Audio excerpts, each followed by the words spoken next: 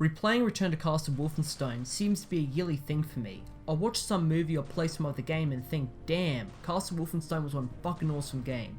The reason I haven't uninstalled the bastard is the same reason why I won't uninstall Deus Ex.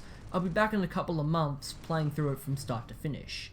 It's easily the best game in the series because it was able to design itself in a way that captured Wolfenstein's two different origins, a run and gun shooter and an espionage adventure, both of which was something of a first in the video game industry.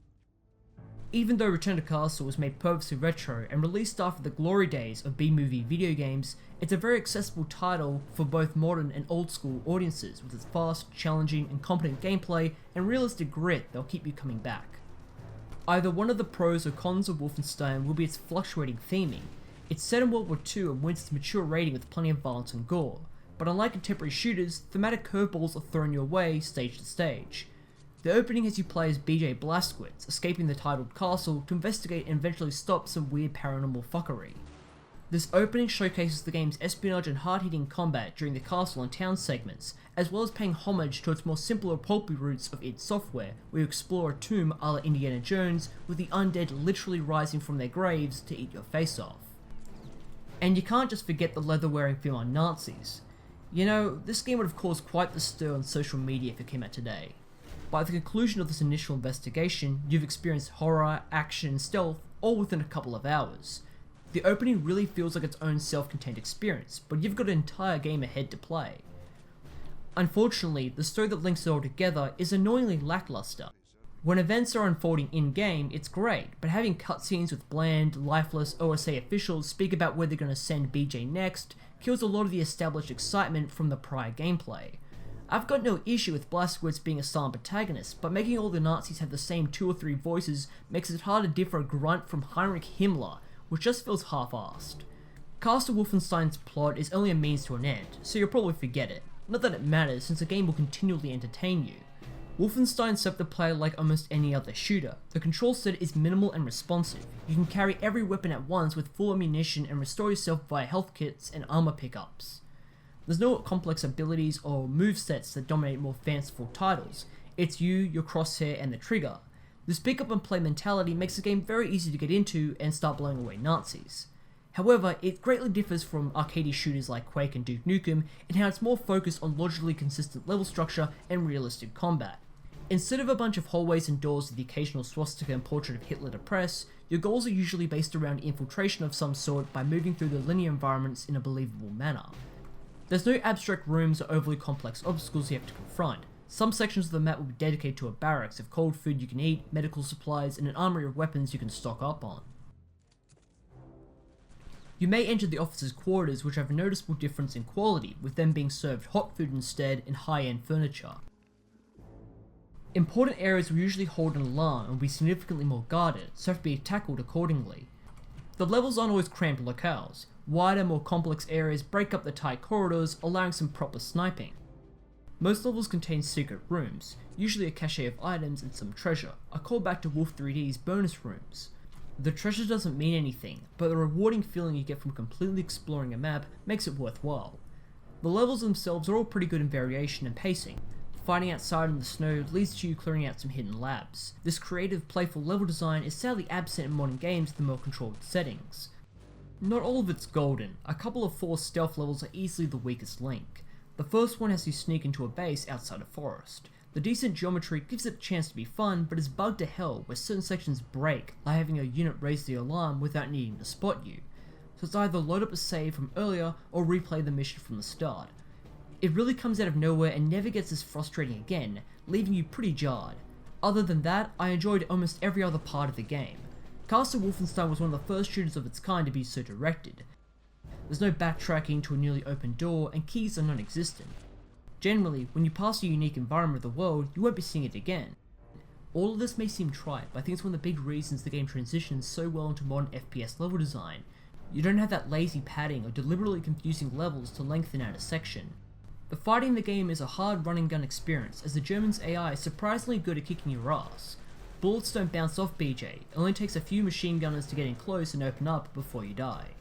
Marksmen are more than happy to pick you off in wider areas, forcing you to sprint cover to cover to get a beat on them.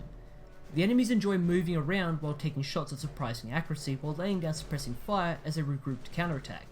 You really want to be the one getting the first shots in, since if they catch you in an ambush, it's usually over. To be fair though, it can feel unfair and a bit cheap, but such is war. Eventually, you'll be facing off with far deadlier opposition, with more tougher, hardened troops, weird cyborg monsters, and chain gun wielding Goliaths. The game really likes mixing it up, so you're never totally at ease. Even late game with some of the better weapons, you can be wrecked in short order. One of my favourite moments occurs during the end of the first third, where you're storming an airbase. After getting close to the control tower, all of a sudden you see paratroopers slowly descending from above before entering the base to hunt you down, all the while the brass score plays a new tune in the background. How the sequence completely changes the tone of the stage without some sort of cutscene or dialogue speaks measures with how effective they could surprise the player with only the gameplay and the music. While you are vulnerable, it only takes a few rounds to drop most enemies, so moving fast with the left mouse button held down is the surest way to victory. Dispatching the German Wehrmacht is made simple for a host of powerful and deadly weapons. The historical armaments like the MP40 and the FG42 are powerful and effective at taking down the basic foot soldiers with little trouble. More far-flung tools come later into the fray to level up the heightened opposition, like the Venom gun, which is simply brutal. One of the more helpful and technically impressive items is the flamethrower. It was the first time such a weapon was accurately portrayed in a video game, and is something very lethal to the enemies and the user themselves. Now you can use some stealth tactics to avoid dealing with a fully mobilized enemy. Your starting knife and a silenced stun machine gun and sniper rifle enable this playstyle. Generally, it's pretty vanilla, with alarms that need to be destroyed and Nazis that need a good stabbing here and there. However, it really isn't meant to be played like this for long, as certain sections will force you to shoot like a madman at a score of SS, and they can quite easily spot you, alerting everyone nearby. For some odd reason, you can lean, but you can't shoot at the same time, which makes it hard dealing with enemies in corridors. One of the biggest faults of the combat is the lack of good balancing with the weapons at your disposal. Making the classic American Thompson a more powerful weapon than the German's MP40 makes sense as it had a higher caliber.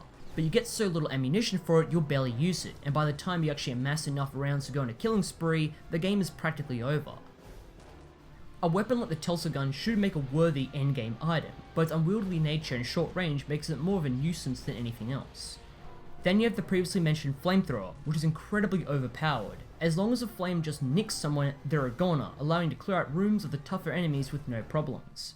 But other than those nitpicks, there's not much you can really fault the combat with. It's fast paced and violent, remaining universally challenging throughout, just the way I like it.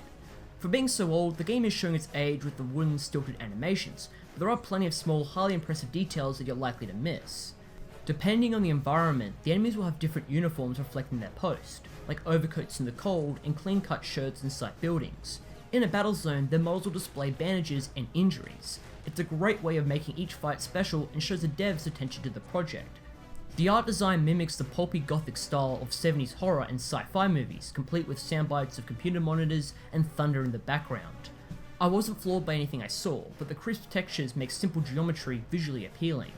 Something that took me totally for surprise was how excellent the score was with its deep metallic percussion and brass melodies, that change in theme and tone to reflect the current situation in the game.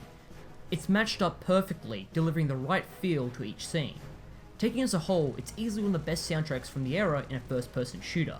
And when you really take in consideration of how old and how well it all holds up, Return to Castle Wolfenstein remains as one of my favourite games. It was the title alongside Quake that got me into older retro shooters that actually cared about delivering players a strong experience that took risks and went in newer, bolder directions. The lack of many serious notable faults only highlights the general quality of the game and how it's an excellent transition between the older and newer styles of FPS design that would usually undermine it, but instead make it an excellent time-tested game worthy of your money.